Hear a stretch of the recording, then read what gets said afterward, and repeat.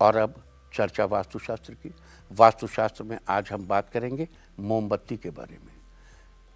Chinese vastu में, चीनी वास्तुशास्त्र में, फेंग शुई में मोमबत्ती का बड़ा महत्व है।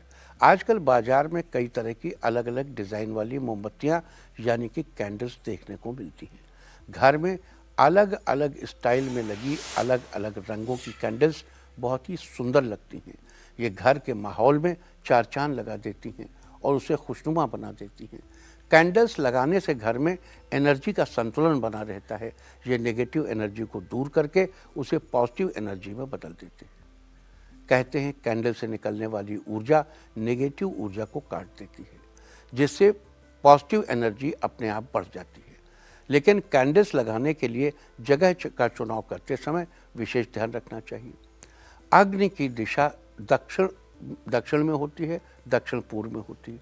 आग्नेय कोण, अग्नि का कोण दक्षिण दिशा है, दक्षिण पूर्व है। आग्नेय जहाँ पे पूर्व दिशा और दक्षिण दिशा मिलते हैं उसे आग्नेय कोण यानी दक्षिण पूर्व कोना कहते हैं। साउथ में भी अग्नि हो सकती है। अतः घर में कैंडल्स लगाने के लिए आपको साउथ ईस्ट और साउथ वाला हिस्सा ये आपको सूट करता है। नॉर्थ में कैंडल्स नहीं लगानी चाहिए। तो आगे बढ़ने के पहले एक्सप्लेन कर दें कि ये है क्या, मोमबत्तियाँ क्या काम करती हैं। देखो, हमारा जो जगत है वो 5 तत्वों से बना है। पृथ्वी, आकाश, वायु, अग्नि, क्षिति, जल, पावक, गगन, समीरा, पंच तत्व से बना शरीरा, ये 5 तत्व हैं। तो हमारे घर में जो अग्नि तत्व है, फायर, जो जोश का भी कारक है। तो कैंडल्स, अब चीनी वास्तुशास्त्र में कैंडल है, हमारे वास्तुशास्त्र में क्या है, दीपक है। और हम बार बार बताते हैं कि पूजा घर में दीपक को आग्नेय कोण में रखिए। दीपक की लौ अग्नि तत्व को बैलेंस करती है, किसी तत्व की कमी नहीं रह जाती। अब दीपक की लौ हो या कैंडल हो, अगर आप देखें और उसकी लौ के चारों तरफ देखें तो धीरे धीरे आपकी दृष्टि में सुधार होने लगता है। आप कभी भी ध्यान से देखिए, आप दीपक की लौ हो या कैंडल की लौ हो, उसको कुछ देर तक अगर आप रोज देखिए तो आपकी नज़र सुधरने लगेगी, आपकी दृष्टि साफ होने लगेगी और आपकी समझ में भी फर्क आएगा। यानी आप फोकस भी करने लगेंगे। जब आप कैंडल की लौ को कुछ देर तक देख रहे हैं तो आप फोकस भी कर रहे हैं। साइमल्टेनियसली आपके एटमॉस्फेयर में अग्नि तत्व भी उद्दीप्त हो रहा है।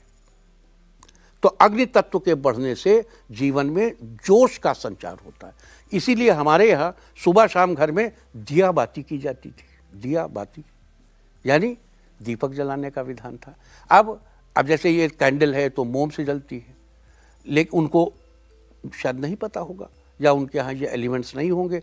हमारे यहाँ उसका भी कैटेगराइजेशन है कि देसी घी का दीपक शुक्र से संबंधित समस्याओं के लिए है, शनि से संबंधित समस्याओं के लिए सरसों के तेल का दीपक है, अन्य देवता से अपनी कामना पूर्ति के लिए जब हम अनुष्ठान कर रहे होते हैं तो मीठे तेल का दीपक जलाते हैं।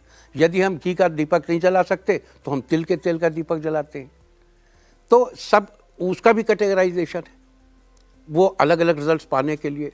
तो मैक्रो सिस्टम में और माइक्रो सिस्टम दोनों तरीके से हमारे यहाँ ये अवेलेबल था और इसका अनुपालन जरूर करना चाहिए। आप खुद भी कीजिए और अपने बच्चों से भी कहिए कि सुबह शाम दीपक जलाएं। कुछ देर जब कुछ नहीं करेंगे, वो दीपक को देखेंगे थोड़ी देर, निगाह अच्छी हो जाएगी और फोकस करेंगे थोड़ा सा। उसी लौ पर जब नज़र उनकी टिकेगी, ध्यान वहाँ टिकेगा तो फोकस करने की आदत पड़ जाएगी। फिर जब पढ़ाई को भी देखेंगे उसे फोकस करेंगे। आप ऑफिस में अपने काम को देखेंगे, उसको फोकस करेंगे, फोकस करने की आदत बन जाएगी। और फोकस करने की आदत बन जाएगी तो सक्सेस ऑटोमेटिकली आपका वर्ण करेगी। अब बात लगभग पूरी हुई और अब कहूँगा कि उम्मीद है कि आप इस वास्तु टिप को अपना कर फायदा जरूर उठाएंगे। इंडिया टीवी हर वक्त हर जगह डाउनलोड करने के लिए सर्च करें India TV news Google play store या ऐप स्टोर पर।